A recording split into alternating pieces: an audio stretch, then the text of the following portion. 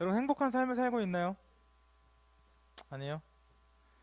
혹시 불행한 삶을 살고 싶은 사람? 난 망했으면 좋겠어.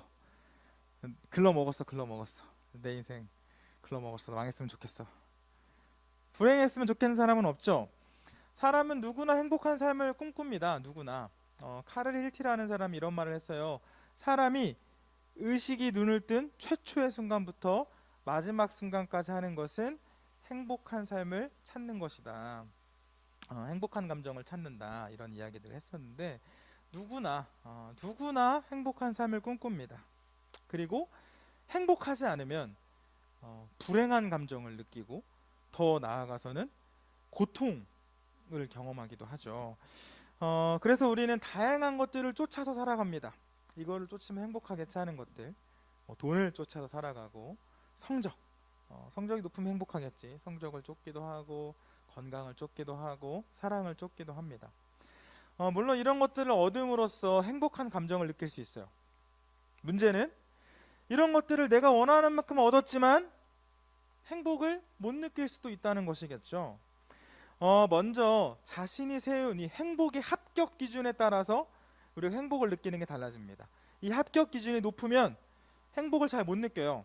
하지만 낮으면 많이 느끼죠. 여러분들이 시험을 봤을 때 반에서 5등을 했다고 칩시다. 반에서 5등. 누군가에게는 굉장히 행복한 점수일 수 있어요. 와, 대박. 지난번에 반에서 10등 했는데 이번에 5등. 와, 엄마 아빠가 칭찬해 주시겠다. 오, 나 이러다 서울대 가는 거 아니야? 막 이런 꿈을 꿀 수도 있겠죠. 하지만 어떤 친구들에게 반에서 5등은 굉장히 절망적인 점수일 수가 있어요. 와, 나 이번 시험 진짜 망했다. 공부 열심히 했는데 이게 뭐야? 자기가 세운 기준에 따라서 똑같은 5등인데 행복함을 느낄 수도 있고 느끼지 못할 수도 있다는 것이죠. 또 우리가 무언가를 성취하는 순간 행복을 느꼈지만 그것이 시간이 오래되면 그 행복한 감정이 점점 사라지기도 합니다.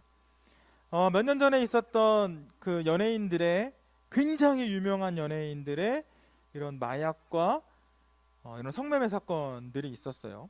우리가 생각했을 때 와, 그 정도 인기가 되면 굉장히 행복할 것 같아요. 우리나라에서뿐만이 아니라 전 세계적으로도 유명한 그런 사람이 되었으니까 당연히 돈도 따라왔겠죠. 그 정도 인기와 그 정도 돈, 막 건물도 몇 개를 있고 막 사업장들이 여러 개가 있었잖아요. 그 정도가 있으면 우리 생각엔 행복할 것 같은데 물론 그들도 처음에는 행복했겠죠. 하지만 시간이 지나니까 그 행복이 점점 당연하게 느껴집니다. 점점 행복하지 않게 느껴진다는 거죠. 그리고 나서 더 큰 행복, 더 큰 쾌락을 찾습니다. 내가 갖고 있는 것으로 만족이 안 되니까 조금 더 자극적인 술을 넘어서 마약을 하게 되고 그걸로도 나의 이 감정이 세워지지 않으니까 성매매 같은 것들을 하기도 합니다. 그래서 그들이 결국 행복한 삶을 지금 살고 있나요? 그런 것 같지는 않아요. 그죠? 완전히 무너져 내린 것들을 저희는 보고 있습니다. 여러분 부자가 되면 행복할 것 같은데 부자들이 무너지는 것을 보면 꼭 돈이 많다고 행복한 것 같지는 않아요. 인기가 많아지면 행복할 것 같은데 유명 연예인들의 이런 극단적인 선택들을 보면 인기가 많아진다고 내가 행복해지는 것 같지도 않습니다. 우리 학생들이니까 공부를 잘하면 행복할 것 같은데 목사님 행복해 보여요? 나는 공부를 못하니까 상관이 없죠. 공부를 잘하면 행복할 것 같은데 우리 서울대생들 보면 다 행복할까요? 그렇지 않아요. 어, 우리 서울에서는 그래도 이제 조금 좋은 고등학교에서는 뭐 서울대 10명씩 보내는 학교도 있지만 목사님 지방 출신이잖아요. 지방에서는 각 학교에 전교 1등만 가는 데가 서울대. 전교 1등만.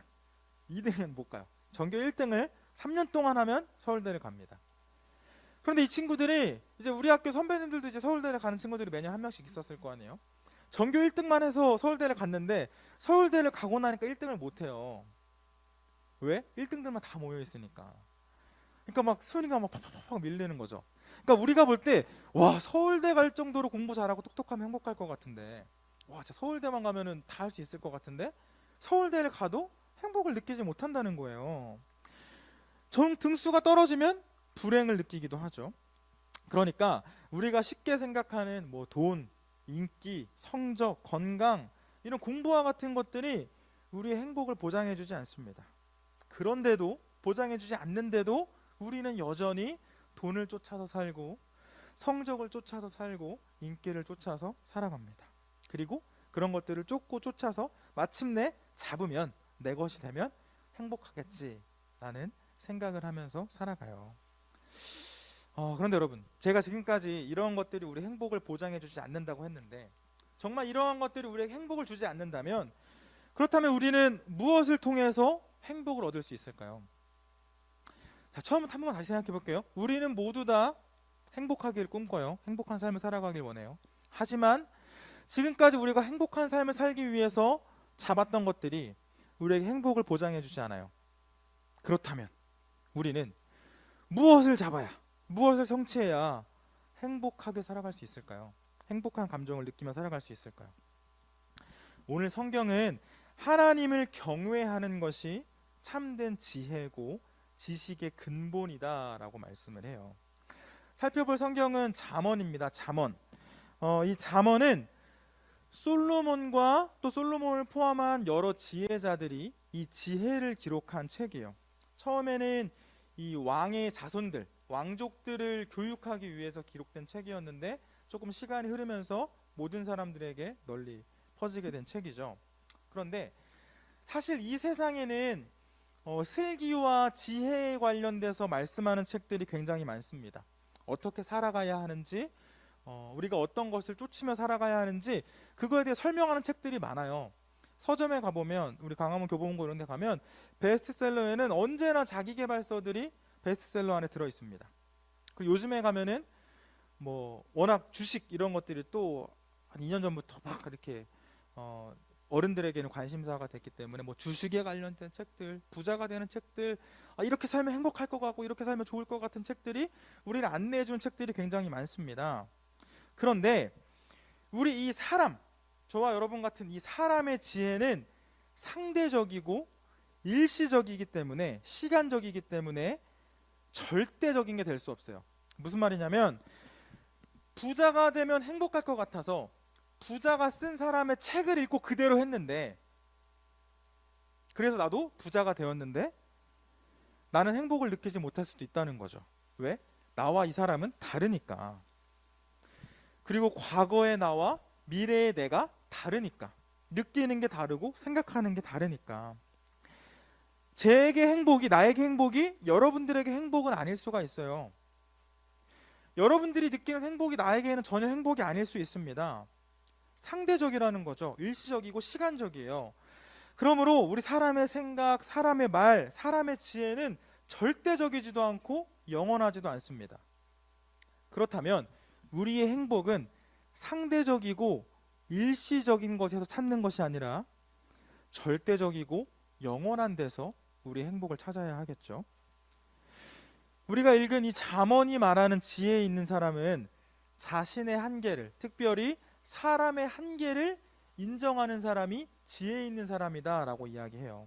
그러니까 지혜 있는 사람은 사람은 연약해, 사람에게서 나오는 말은, 사람에게서 나오는 지식은, 사람에게서 나오는 생각은 완전하지 않아.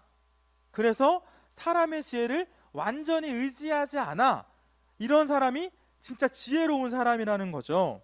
더 나아가서 지혜 있는 사람은, 그렇다면 사람에게 있는 생각과 지식이 완전하지 않다면 어떤 게 완전할까? 영원하신 분, 이 세상의 창조주, 모든 것의 시작이시며 끝이신 하나님을 경외하는 사람이 정말로 지혜 있는 사람이라고 이야기를 합니다. 하나님을 경외한다는 것은 하나님의 말씀을 듣고 순종한다는 것을 뜻해요.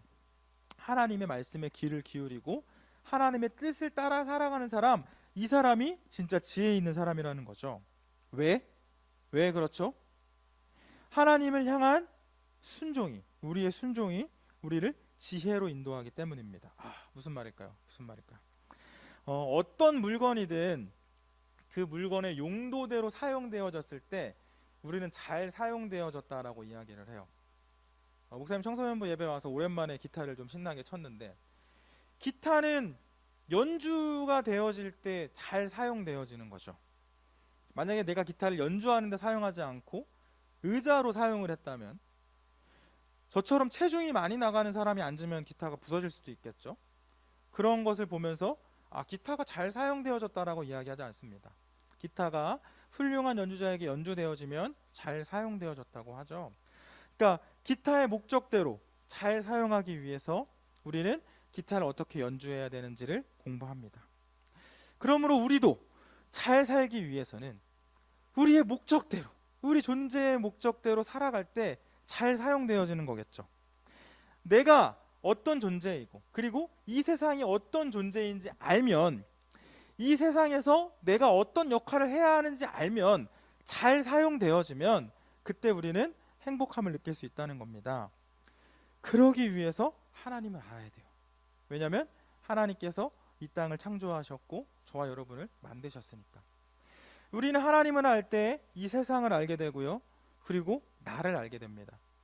그리고 내가 이 세상에서 어떻게 살아야 하는지, 어떤 것을 하며 살아야 하는지 깨달을 수 있어요. 여러분, 하나님을 알아갈 때 이 세상이 어떤지, 또 내가 어떤 존재인지 알 수 있고, 내가 이 세상에서 내 존재의 목적대로 살아갈 수 있을 때 행복함을 느끼며 살아갈 수가 있다고 했어요. 그리고 그뿐만 아니라 우리가 창조주를 찾을 때, 우리가 하나님을 찾을 때, 우리의 주인을 찾을 때 하나님께서 우리를 행복한 삶으로, 바른 삶으로 인도해 주십니다. 말씀드린 것처럼 우리의 지혜는 완전하지가 않아요. 그래서 언제나 좋은 판단을 할 수가 없습니다. 옳은 판단도 할 수가 없어요. 내가 굉장히 똑똑한 것 같고, 열심히 책도 많이 읽는 것 같고, 어른들의 이야기도 잘 듣는 것 같지만, 그렇다고 나의 지식이 온전하지 않아요. 나의 판단이 틀릴 때가 있습니다.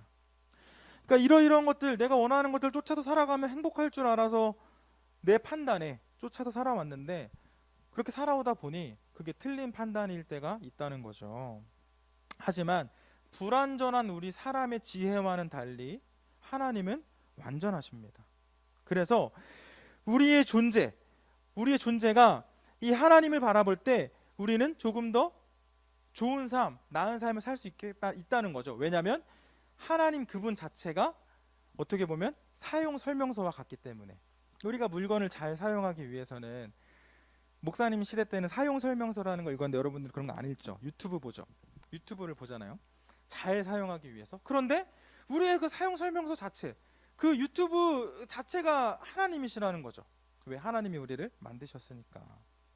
그러므로 우리가 하나님의 말씀에 순종할 때, 하나님을 찾을 때 하나님께서는 우리를 잘 사는 삶, 좋은 삶, 더 나아가서 행복한 삶으로 인도해 주십니다. 이곳에 있는 여러분들이 느끼는 행복이 다 다를 수 있어요. 내가 뭘 해야 행복한지, 내가 어떤 삶을 살아야 하는지 잘 모를 수 있습니다. 하지만 우리가 어떻게 살면 행복한지 하나님은 알고 계세요. 그렇기 때문에 성경은 하나님을 경외하는 것이, 하나님을 찾는 것이, 하나님을 공부하고 하나님을 연구하는 것이, 하나님을 따르는 것이 지혜의 근본이다, 지식의 근본이다, 참된 슬기다, 이런 거 이렇다고 말씀하고 있습니다. 여러분들도 행복하길 원하죠? 여러분들 정말 행복하길 원한다면 하나님을 찾기 위한 노력을 한번 해봤으면 좋겠어요. 여러분을 누구보다 잘 알고 계시는 그 하나님께서, 그리고 여러분을 누구보다 사랑하시는 그 하나님께서 여러분들을 행복으로 인도해 주실 거예요. 저는 딸을 키우는데 가끔 저희 아내랑 이런 얘기를 합니다. 진짜 우리 영혼을 갈아서 키우는 것 같다. 우리 청춘을 정말 갈아서 키우는 것 같다. 이런 이야기를 해요. 내 딸이 행복하기 위해서는 이 부모가 희생하고 양보해야 될 것들이 많죠. 뭔가 식당도 나는 조금 깔끔한 거, 막 매콤한 거 이런 거 먹고 싶은데 우리 딸이랑 먹으려면 그런 데 못 가죠. 조금 간이 조금 없는 거, 맵지 않은 음식을 먹으러 가야 하고 불이 없는 음식을 먹으러 가야 됩니다. 가족들이랑 휴가를 가면 저는 좀 호텔에 이렇게 좀 누워 있고 싶고, 누워 있다가 일어나 가지고 이렇게 고기 같은 거나 먹으면 좋겠는데, 우리 딸이랑 여행을 가면 내가 먹는 건 중요하지 않아요, 그죠? 동물 맘마 주러 가야 돼요. 일찍부터 가서 동물들 밥 주는 데 가가지고 하루 종일 가서 애들 밥 줘야 된다고. 나는 차 타면서 분위기 있는 이런 막 재즈 음악 이런 거 듣고 싶은데 바나나 차차를 들어야 돼요. 어? 요즘에는 할로윈 차차 이런 게 나와가지고 한 100번씩 들어, 100번씩 들어. 계속 그런 음악을 들어야 됩니다. 그러니까 내가 하고 싶은 대로 살 수가 없죠. 우리 딸의 행복을 위해, 딸의 만족을 위해서 그 딸에게 맞춰주고 양보를 합니다. 그런데 여러분, 어, 우리에게 행복을 주시기 위해서 하나님께서는 자신의 생명을 내어놓으셨어요. 우리에게 있는 그 죄의 문제들, 고통의 문제들, 고난의 문제들 다 해결하시기 위해서 하나님께서는 이 땅에 사람의 몸으로 오셨고 십자가에 달려 돌아가심으로써 우리에게 있는 모든 죄의 문제들, 고통의 문제들을 끊어내셨습니다. 그러니까 음식을 양보한 정도가 아니라 음악적인 취향을 양보한 정도가 아니라 우리의 행복을 위해서 하나님의 생명을 내어놓으셨다는 거죠. 그러므로 사실 우리는 어떠한 활동을 하지 않아도 어떤 위치에 오르지 않아도 어떤 것을 갖지 않아도 사실은 존재 자체로 행복한 사람이에요. 하나님께서 하나님의 생명을 다해서 우리를 사랑해 주셨기 때문에 제 딸은 제게 너무 소중해요. 내 새끼이기 때문에 그렇죠. 내 새끼니까 너무너무 사랑스럽고 너무 소중하고 너무 아껴주고 싶습니다. 그런데 하나님께서 우리를 바라보시면서 그렇게 말씀하세요. 죽기까지 사랑한 내 새끼들 있는 모습 그대로 너무 사랑스럽다라고 하나님께서 말씀을 하십니다. 우리 반주 좀 주실까요? 여러분, 여러분들이 어떤 것을 하며 살아야 행복한지 저는 말씀드릴 수 없어요. 잘 몰라요. 왜냐하면 계속 말하는 것처럼 우리가 느끼는 각자에 대한 그 행복의 기준이 다르고 모두가 다 다르기 때문에 어떻게 살아야 행복한지 내가 말씀해 드릴 수 없습니다. 여러분들이 직접 찾아서 물어야 돼요. 하나님께, 하나님 내가 어떤 삶을 살아야 행복한 삶을 살 수 있을까요?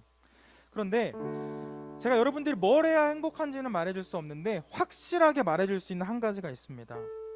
오늘 이거 하나만 기억했으면 좋겠어요.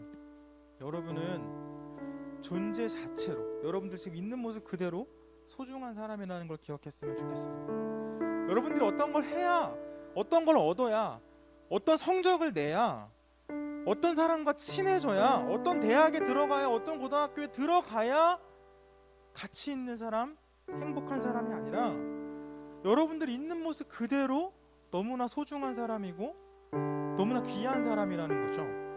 여러분들의 부모님이 여러분들을 그렇게 키우셨고 하나님께서 여러분들을 그렇게 사랑하십니다. 목숨을 내어놓으실 때까지. 이 사실 잊지 않았으면 좋겠어요. 여러분들 있는 모습 그대로 너무나 소중한 사람이라는 것, 너무나 사랑스러운 사람이라는 것, 너무 귀한 사람이라는 것 기억하고 살아갔으면 좋겠어요. 이거 기억하면 행복한 삶을 살 수 있는 것 같아요. 나에게 뭐 아무것도 없어도, 시험 좀 잘 못 봐도 나는 귀한 사람이야, 나는 귀한 존재야 라는 거 기억하면 여러분 행복한 삶을 살 수 있습니다. 그리고 한 가지만 더 기억했으면 좋겠어요. 내가 귀한 사람인 것만큼 내 옆에 있는 사람도 귀한 사람이다 라고 생각하며 살면 좋을 것 같아요. 그래서 내가 귀한 사람이니까 다 나한테 잘해야 돼, 나한테 맞춰야 돼 라고 생각하며 살아가는 것이 아니라, 그러면 이 세상은 불행해질 수 있겠죠. 나는 행복하더라도. 하지만 내가 소중한 것만큼 내 주변 사람들, 우리 부모님도 너무나 귀한 사람이고 내 친구도 너무 귀한 사람이고 나의 이웃들도 너무 귀한 사람이다 라고 생각할 때 나만 행복한 삶을 살아가는 것이 아니라 우리 모두가 다 함께 행복한 삶을 살아갈 수 있습니다. 행복합시다. 아프지 말고.